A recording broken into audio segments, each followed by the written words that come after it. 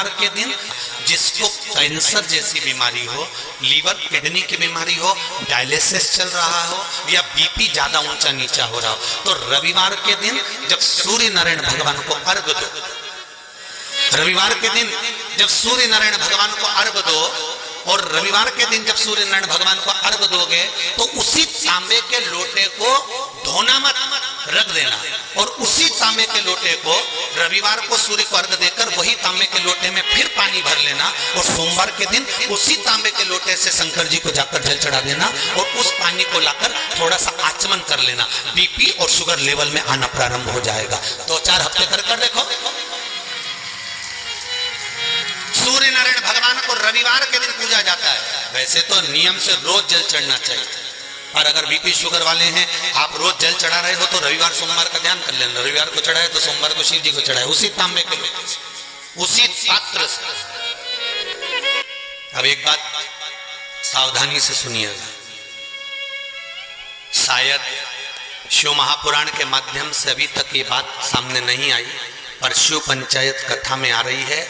जितने आस्था चैनल पर कथा सुन रहे हो, जितने फेसबुक और यूट्यूब पर सुन रहे हो, और जितने इस छत्तीसगढ़ की पावन धरा पर बैठकर सुन रहे हो, बहुत सावधानी से सुनना। एक प्रश्न हमारे भीतर खड़ा होता है, जब हम सूर्य नारायण भगवान को अर्घ देते हैं, जल चढ़ाते हैं, तो वो जल पृथ्वी पर जब गिरता है तो उसके छींटे हमारे शरीर पर लगते हैं, क्या वो ठीक है? क्या वो श्रेष्ठ है? तो शिव महापुराण की कथा कहती है, जब हम सूर्य को अर्घ देते हैं, सूर्य को जल चढ़ाते हैं, वो पानी जब पृथ्वी पर गिरता है, उसके छींटे हमारे शरीर पर लगते हैं, तो वो श्रेष्ठता का भाव निर्मित करते हैं, वो गलत नहीं हो सकता। कारण अब वो भी समझ लीजिए।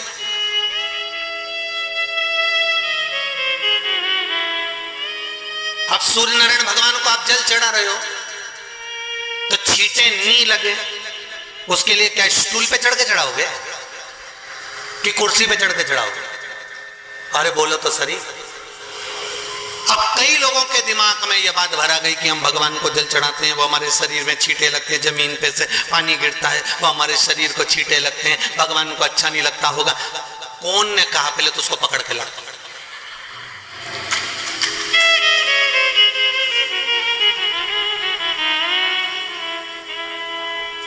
क्योंकि मेरे राम जी महाराज, मेरे भगवान कृष्ण,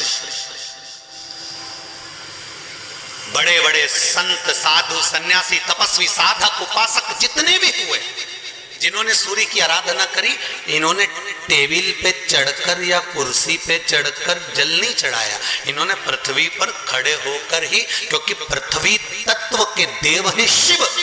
जब हम मृत्यु लोक पर खड़े होकर, पृथ्वी पर खड़े होकर भगवान शंकर भाग पृथ्वी तत्व को धारण कर कर जल को हाथ में लेकर जब समर्पित करते हैं, और जो जल नीचे गिरता है वो शरीर पर अगर लगता है तो हमको उसका आशीर्वाद ही प्राप्त होता है, दोष नहीं लगता।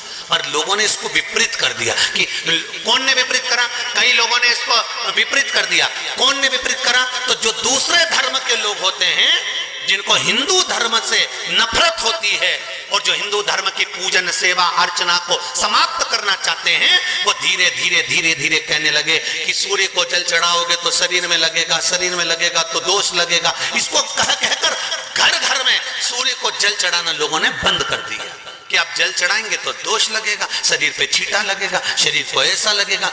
ये दोष नहीं है। कितनी सुंदर बात है महाराज। सूर्य नारायण भगवान को जब जल चढ़ाया जाता है, हाथ सिर से 8 इंच की दूरी पर होना चाहिए। जम के बोलिए, सिर से कितना ऊंचा होना चाहिए? 8 इंच ऊपर अपना हाथ होना चाहिए मस्तक से सूर्य को जल चढ़ाते समय। और ना चांदी का, ना स्टील का, ना लोहे का, ना प्लास्टिक का, ना कांच का, ना सोने का कोई बर्तन, ना कांसे का, ना एल्युमिनियम का, ना पीतल का, केवल एक पात्र होना चाहिए, वो है तांबे का। काय का पात्र होना चाहिए? तांबे का पात्र। और सूर्य नारायण भगवान को जब 8 इंच ऊपर तुम्हारा हस्त है, और जब हम सूर्य को जल चढ़ा रहे हैं, कैसे जल चढ़ाना है वो भी समझ लीजिए। अगर कोई कैंसर का मरीज है, जिसके चेस्ट में कैंसर आ गया हो, लेफ्ट में राइट में कहीं पर कैंसर आ गया हो, या कोई गठान आ गई हो, तो महाराज आप जल चढ़ाते समय उस जल की धार को सूर्य भगवान को जब चढ़ा रहे हो, तो धार आपकी गठान की ओर जाना चाहिए, जिससे सूर्य की किरण उस जल में से आपके उस स्थान पर पड़े, उस जगह पर पड़े जहां पर गठान है।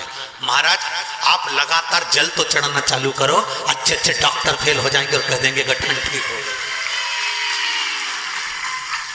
आपका लीवर और किडनी गड़बड़ कर रहा है, आप प्रतिदिन आपका स्वास्थ्य गड़बड़ रहता है, आप प्रतिदिन ये ज्योतिष शास्त्र के अंतर्गत, रत्न शास्त्र के अंतर्गत, ये रत्न शास्त्र, ज्योतिष शास्त्र, रंग शास्त्र जो हमारे यहाँ है, रंगों के हिसाब से ये जितने रत्न होते हैं, माणिक हुआ, सोना, मोती हुआ, नीलम हुआ, मूंगा हुआ, पुखराज हुआ, ये क्यों कहते हैं ये पीला है, ये सफेद है, ये नीला है, ये लाल है, इसको शरीर में क्यों पहनाते हैं? उसका कारण होता है कि जब शरीर में पहनते हैं, सूर्य की किरण उसमें पड़ती है, हमारे शरीर पर वो कलर का इफेक्ट पड़ता है, उस कलर को शरीर पर लगता है, और शरीर पर लगता है तो हमारा शरीर धीरे धीरे, हमारी जो इंद्रियां हैं वो सही होने लगती हैं, काम सही होने लगता है। तो आप कहते हो ना साहब, मैं कौन सा नक पहनूं, मैं कौन सा मोती पहनूं, मैं कौन सा पुखराज पहनूं, मैं कौन सा नीलम पहनूं, वो ज्योतिष शास्त्र के अंतर्गत, रत्न शास्त्र के अंतर्गत जितने रत्न हम पहनते हैं, ये केवल उस किरण के लिए ही तो पहनते हैं कि जो सूर्य की किरण मिले, उस किरण का प्रभाव हमारे शरीर पर पड़े। तो इन सबसे अच्छा है कि सुबह शंकर भगवान का नाम लो, तांबा का लोटा में जल भरो, 8 इंच ऊपर सिर से हाथ होना चाहिए, और सूर्य नारायण भगवान का दर्शन साधारण नहीं, जो जल तुम चढ़ा रहे हो, वो जल की जो धार आ रही है उसमें सूर्य का दर्शन होना चाहिए, तो कैंसर की बीमारी कभी नहीं हो सकती। लीवर, किडनी, हार्ट, आपके हार्ट में अगर तकलीफ है, डॉक्टर ने कह दिया कि इसमें नस चोक है, आपको कहीं ना कहीं छल्ला डलेगा, आपको कह दिया इसमें कुछ ना कुछ प्रॉब्लम आ रही है, आप सूर्य को अर्घ देना चालू कर दो, सूर्य को जल चढ़ाना चालू कर दीजिए। आप सूर्य को जल चढ़ाओ, वो जल की जो तरंग आ रही है, वो जल जो निकल कर जा रहा है, उसकी जो किरण आपके हृदय पर, आपकी छाती पर पड़ रही है, नाड़ियों में पड़ रही है, नसों में पड़ रही है, उसका बल देखो तो सही। 1 महीना लगातार चढ़ाओ, तो 15 दिन 20 दिन कर तो देखो। क्यों राम जी महाराज जल चढ़ाते थे, क्यों भगवान कृष्ण जल चढ़ाते थे सूर्य को, क्यों दशरथ जी महाराज जल चढ़ाते थे, क्यों कश्यप ऋषि जल चढ़ाते थे सूर्य को, सारे 33 कोटि देवता, सारे ऋषिवर, साधु संत सन्यासी तपस्वी साधक उपासक सब भगवान सूर्य को अर्घ दिया करते थे। क्यों देते थे? इसलिए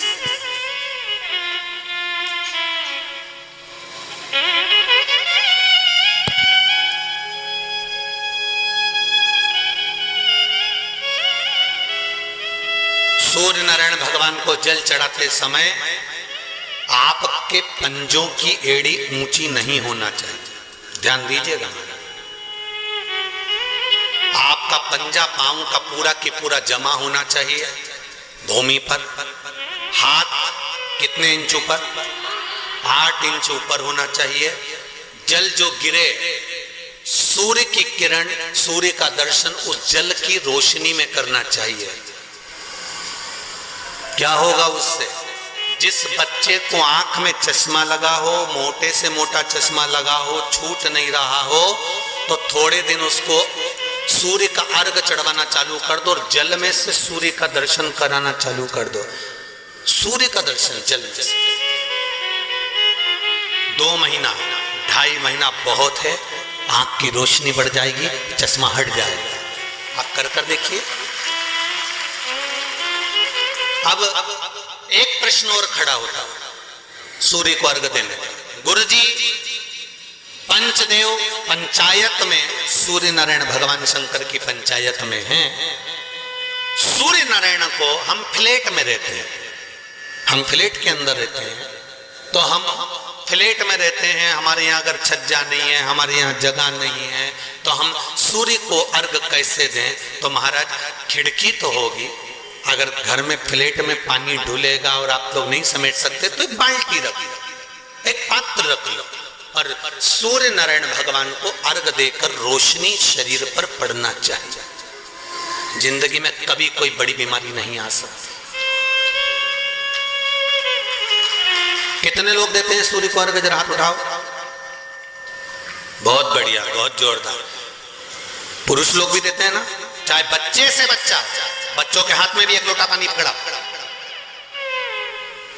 घर में छोटे बच्चे हो ना, उनको तांबे का लोटा दो, पानी दो, जा बाहर खड़े हो जा, एक लोटा पानी चढ़ा के। पहले दिन आप स्वयं बच्चे के साथ बाहर खड़ी हो, ओटले पर, घर के बाहर खड़ी हो, छत पे खड़ी हो या घर के बाहर खड़ी हो, और बच्चे से कह लो चढ़ाओ बेटा, देखो ऐसा हाथ 8 इंच ऊपर करिए, तांबे का लोटा लेकर पानी धीरे धीरे डोलना है। जैसे वो स्लो मोशन के सीन नहीं होते नाटक में, एकदम धीरे धीरे धीरे, बस नहीं तो मालूम पड़े छोरा छोरी एक साथ उंडेल के अंदर नहीं। जल चढ़ाते समय उस पानी में से सूर्य की किरण पड़ना चाहिए। सूर्य की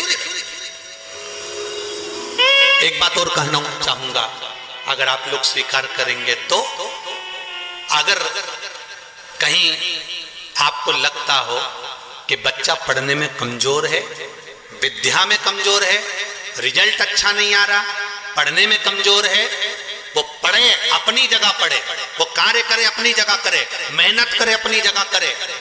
बच्चों को कह दो कि कुछ समय के लिए सूर्य को अर्घ देना चालू कर।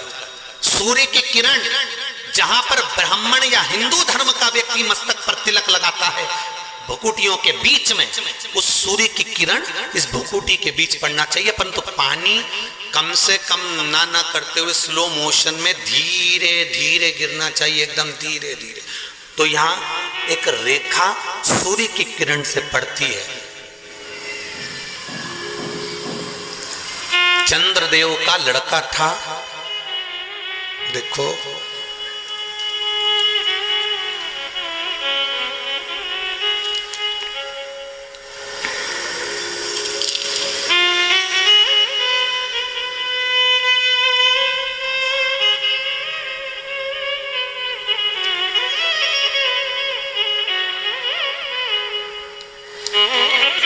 चंद्रदेव का लड़का था वर्चा। क्या नाम था? जम के बोलिए जरा। वर्चा।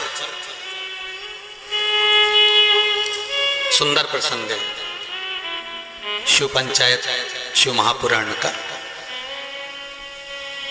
जब संसार के हित के लिए, संपूर्ण विश्व कल्याण के लिए ब्रह्मा जी ने 33 कोटि देवताओं को बुलाया, और बुलाकर ब्रह्मदेव ने कहा कि हे देवताओं, मृत्यु लोक में द्वापर में भगवान विष्णु कृष्ण के रूप में अवतरित होने जा रहे हैं। सारे देवता अपने अपने पुत्रों के साथ में, अपनी अपनी पुत्रियों के साथ में, पुत्र वधुओं के साथ में, धर्म पत्नियों के साथ में, 33 कोटि देवता द्वापर में रूप रख रख कर आप भी जन्म लो, आप भी प्रकट हो, क्योंकि भगवान कृष्ण। सारे देवता जाने लगे, पर चंद्रदेव ने मना कर दिया। चंद्रदेव बोले कि मैं तो चले जाऊंगा, मना नहीं है, अगर आप कहते हो तो मैं चले जाऊंगा, मैं जाकर रूप रख लूंगा और भगवान कृष्ण की सेवा में लग जाऊंगा, पर मेरा बेटा वर्चा, चंद्रदेव कहते मेरा पुत्र वर्चा नीचे नहीं जाएगा।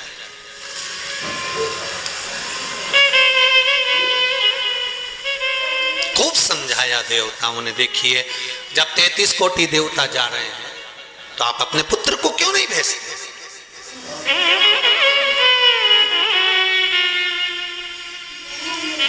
शिव महापुराण की कथा एक बड़ा सुंदर बात कह रही है, अच्छी लगे तो रख लेना, नहीं लगे तो तो जाते जाते कहीं कोई कुंड या तालाब मिले तो उसमें पटक दे।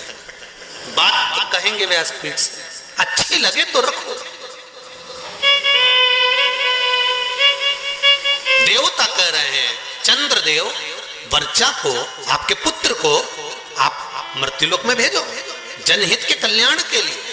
जब राष्ट्र हित की बात आए, जनहित की बात आए, धर्म की बात आए, सनातनियों की बात आए, देव और धर्म की बात आए, तो हर माता पिता को चाहिए कि अपने घर के बच्चों को सबसे पहली सीख ये दी जाए कि धर्म का जब मामला हो, सनातनियों का जब मामला हो, जब राष्ट्र सेवा का मामला हो, तो सामने जाकर खड़े हो जाओ, आगे जाकर खड़े हो जाओ। ये हर एक बच्चे को सीख देना चाहिए।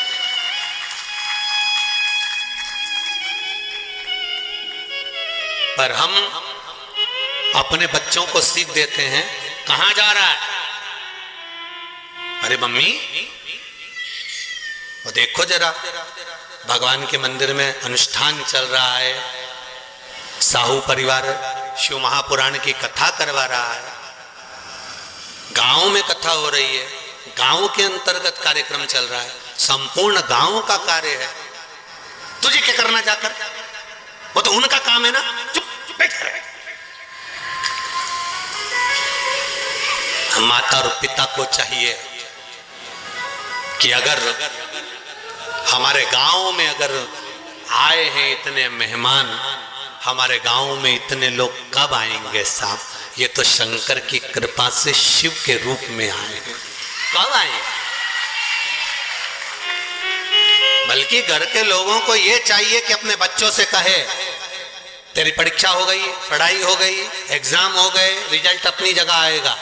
7 दिन शिव महापुराण की कथा चल रही है, जाकर पंडाल में सेवा करो, झाड़ू लगाओ, कोई को जरूरत हो पानी पिलाओ, किसी चीज की जरूरत हो तो सेवा करो। 33 कोटि देवता भी शंकर भगवान की सेवा में लगे रहते हैं। तुम खुद देख लो, कल तक यहाँ पर इतनी तेज गर्मी पड़ रही थी, प्रचंड धूप पड़ रही थी, और आज निकल कर देखो तो चारों तरफ छाए नजर आई।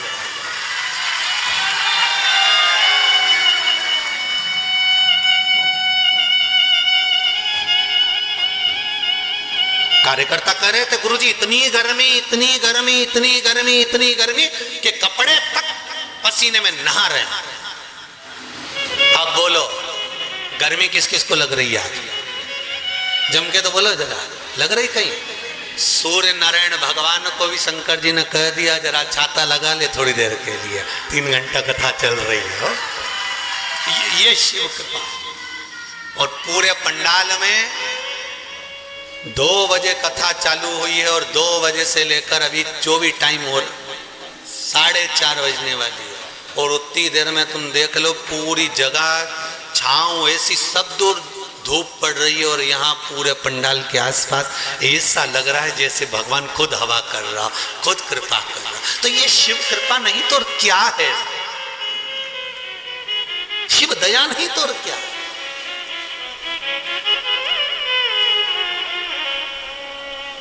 अरे तेरा ही दिया मैंने खाया पिया है, तेरा शुक्रिया है, तेरा शुक्रिया है। मुझे भोले बाबा ने बहुत दे दिया है, तेरा शुक्रिया है, तेरा शुक्रिया है। जब धर्म हित की बात आए, सनातनियों की बात आए, देव और देवताओं की बात आए, तब हमारे बच्चों को हमें सीख देना है कि आगे बढ़ जा। पर चंद्रदेव ने अपने पुत्र वर्चा को कहा ये नहीं जाएगा, द्वापर में मृत्यु लोक में भगवान नारायण के साथ में कार्य करने के लिए नहीं जाएगा।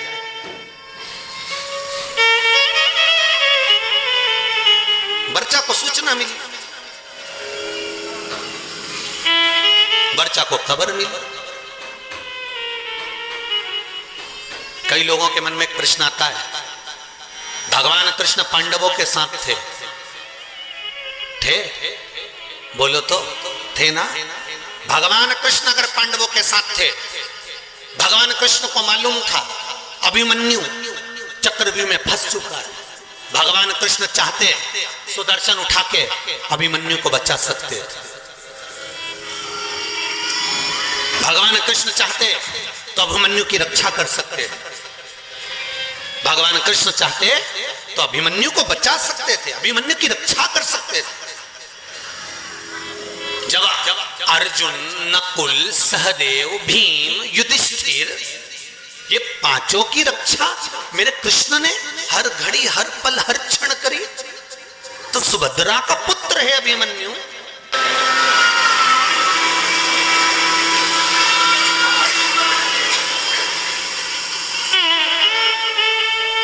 अर्जुन का पुत्र है अभिमन्यु, तो फिर अभिमन्यु की रक्षा क्यों नहीं करी? क्या भगवान कृष्ण को नहीं मालूम था कि ये मरने वाला है? क्या भगवान कृष्ण को नहीं ज्ञात था कि ये मरने वाला है? उसकी कथा है ये। चंद्रदेव ने कह दिया था मैं मेरे बेटे को नहीं भेजूंगा, वर्षा को मालूम पड़ा,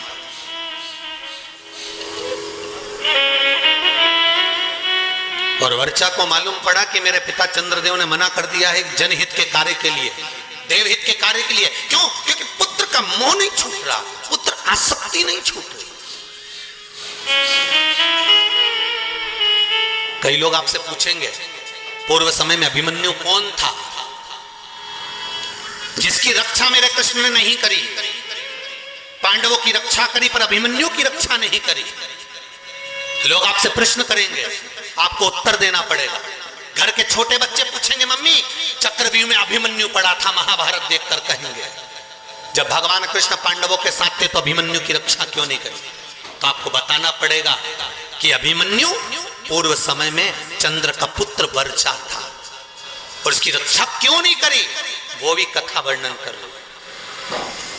ये शिव पंचायत, शिव महापुराण में चरित्र आता है हमारा। अभिमन्यु का पूर्व का नाम था वर्षा, चंद्र का पुत्र।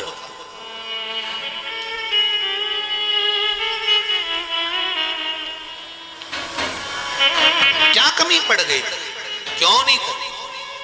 वर्षा को मालूम पड़ा कि मेरे पिता ने मुझे मना कर दिया, मेरे पिता ने कह दिया कि मृत्यु लोक में मेरा पुत्र वर्षा नहीं जाएगा, क्योंकि पुत्र आसक्ति, पुत्र मोह, पुत्र का स्नेह बड़ा प्रबल हो। पुत्र का मोही तो था जो धृतराष्ट्र का पूरा वंश डूब गया। अगर पुत्र मोह में धृतराष्ट्र नहीं पड़ता ना तो बच जाता पूरा परिवार, पूरा परिवार बच जाता। पर माताओं और भाई जितने लोग कथा सुन रहे हैं, आपसे निवेदन है इतना पुत्र मोह मत पालना कि तुम्हारी औलाद ही तुमको नष्ट कर दे, तुम्हें बर्बाद कर दे। ऐसा पुत्र मोह मत।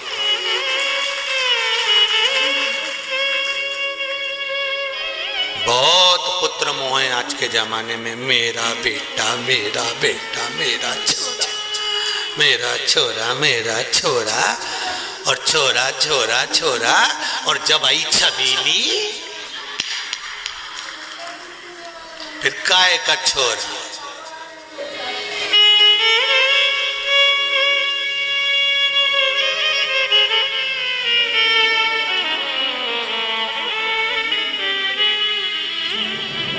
फिर तो छोरा छबीली के नेन पे चले, छबीली एक बार घूर के देख लेनी,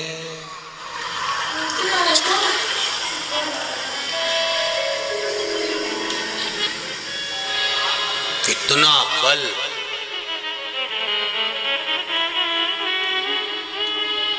इतनी बार घर से निकलता था, कभी मम्मी से कहकर नहीं जाता था कि मैं यहाँ जा रहा हूँ। जिस दिन से शादी हुई घरवाड़ी के 50,000 के जाना पड़ता है कि मैं यहाँ जा रहा हूँ। अब तुम सोच लो कितना बदलाव आया ब्याह के बाद, शादी के बाद। पहले जाता था तो मम्मी से कहकर नहीं जाता था कि मैं यहाँ जा रहा हूँ, मैं आ रहा हूँ, मैं ये करने जा रहा हूँ। अब शादी होने के बाद अगर घर से जाता है ना तो पहले उसको बताना पड़ता, नहीं तो 50,000 फोन लगा के पूछ लेती है कहाँ हो। बस इतना बोला ना तो बापड़ा का पसीने की बूंद छा। अब भी आया 20 मिनट में बस पहुंच ही दिया। आ रहे हो वो वाला हाल है ना। एक पत्नी ने पति से कहा कपड़े पड़े हैं बाथरूम में,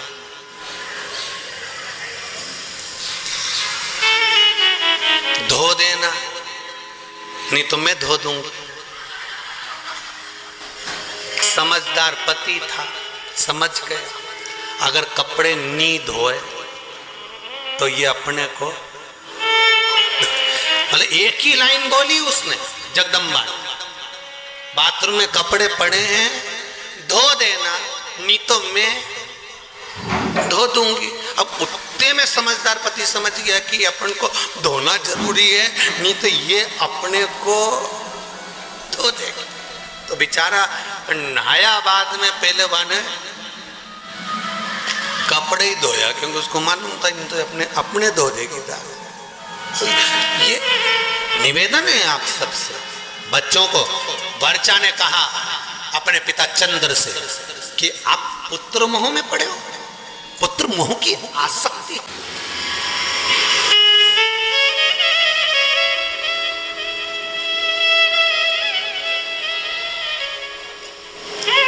पुत्र मोह की आसक्ति।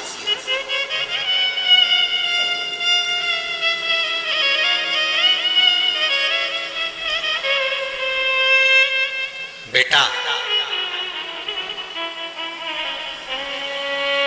मैं नहीं चाहता कि मृत्यु लोक में तुम द्वापर में भगवान विष्णु के साथ नीचे लीला करने के लिए जाओ, क्योंकि नीचे मैं जानता हूं युद्ध होने वाला है और युद्ध होगा और सब समाप्त होगा। वर्चा ने कहा चंद्रदेव से, पिताजी दो क्षण भी अगर भगवान का साथ मिलता है ना तो उससे बढ़कर कोई कृपा नहीं हो सकती। जब रावण मरा था तो मंदोदरी सिर पटक पटक कर रो रही थी, रावण की धर्म पत्नी मंदोदरी।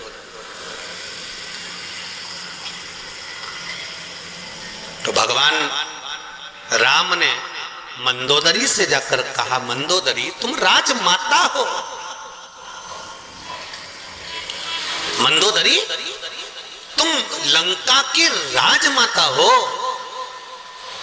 तुम रानी हो लंका की, पति के लिए वियोग कर रही हो, पति के लिए रो रही हो। मंदोदरी कहती है कौन कहता है कि मैं पति के लिए रो रही हूं? मंदोदरी कहती है क्या आप मुझे अज्ञानी समझते हो? मंदोदरी राम जी से कहती है क्या मुझे आप अज्ञानी समझते हो? भगवान ने पूछा क्यों? मंदोदरी कहती है यह अज्ञानता की बात है कि किसी के मरने पर रोया जाए। आया है सो जाएगा राजा रंक फकीर, एक सिंहासन चढ़ गया दूसरा गया बंद जंजीर। ये तो संसार सागर है, जो आया है उसको जाना है। कोई अच्छे से जाएगा कोई बुरे से जाएगा, मरना तो सबको है, चाहे तुम बादाम खाओ चाहे रोटी खाओ। रात का ढेर सबका बनना। कहीं की ब्यूटी क्वीन भी होगी ना, उसके मरने के बाद राख क्वीन नहीं होगी।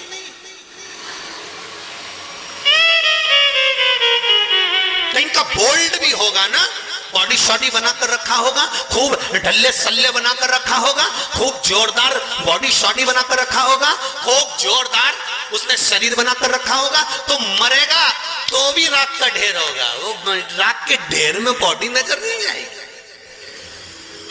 और 4 घंटे तुम अगर मेकअप भी करोगे ना तो मरने के बाद वो मेकअप ढेर में नहीं दिखेगा। तो बादाम खाओगे तो भी मरोगे, नहीं खाओगे तो भी मरोगे, रोटी खाओगे तो भी मरोगे, नहीं खाओगे तो भी मरोगे। तो ये अंदाजे में मत रहना कि मृत्यु तुम्हारा चेहरा देखकर तुम्हें 2-4-8 दिन और ज्यादा दे देगी। यमराज से किसी की रिश्तेदारी थोड़ी ना कि तुम जोरदार बहुत जोरदार श्रृंगार मिंगार करके रहो, 2 घंटा तक पेंसिल लाइन किचन डब्बा भरो, फिर खजूर वाली चोटी करो, न जोरदार तैयार मैयार होके रहो, तो तुम सोचो कि यमराज आएगा तो मैं तो उससे कह दूंगी न बाजू वाली के लिए न मेरे को छोड़ दो। तो यमराज के तुम्हारे काका जी लगे तो छोड़ जाएगा। इस अंदाजे में मत रहना रही हो छत्तीसगढ़ वाली। सुन लो ओ बमलेश्वरियों देवियों, अच्छे से सुन लेना, इस अंदाजे में मत रहना। तो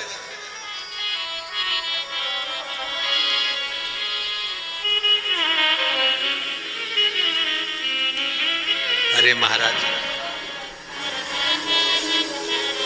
राम के बिना हरि नाम के बिना, नाम के बिना हरि, नाम के बिना जल जाए जीवा पापड़ी हरि नाम के बिना। जल जाए जीवा पापड़ी हरि नाम के बिना। जल जाए जीवा पापड़ी हरि नाम के बिना। जल जाए जीवा पापड़ी हरि नाम के बिना। राम के बिना हरि नाम के बिना। ओ नाम के बिना हरि नाम के बिना। ओ राम के बिना हरि नाम के बिना। ओ नाम के बिना हरि नाम के बिना। जल जाए जीवा पापड़ी हरि नाम के बिना।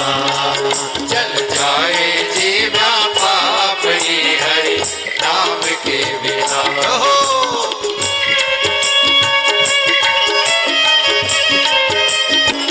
ओ पंछी पंख बिना बिच्छू डंक बिना आरती संख बिना। ओ पंछी शंख बिना बिच्छू डंक बिना आरती शंख बिना। ओ पंछी पंख बिना बिच्छू डंक बिना आरती संख बिना। पंछी पंख बिना बिच्छू डंक बिना आरती शंख बिना। ओ गणित अंक बिना कमल पंख बिना निसमय अंक बिना। पंछी अंक बिना कमल पंख बिना निसमय अंक बिना। व्यर्थ भवन चिंतन जैसे व्यर्थ भ्रमण चिंतन जैसे, जैसे हरि नाम बिना। जल जाए जीवा पापड़ी हरि नाम के बिना। जल जाए जीवा पापड़ी हरि नाम के बिना। नाम के बिना हरि नाम के बिना।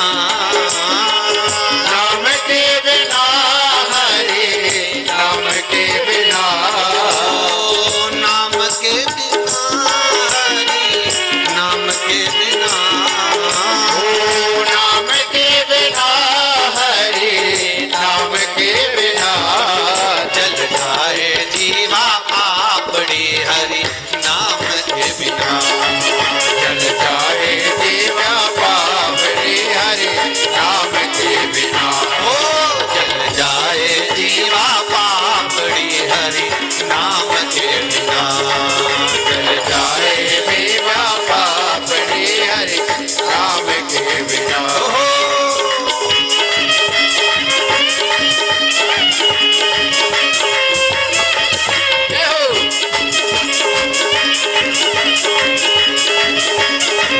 शंभो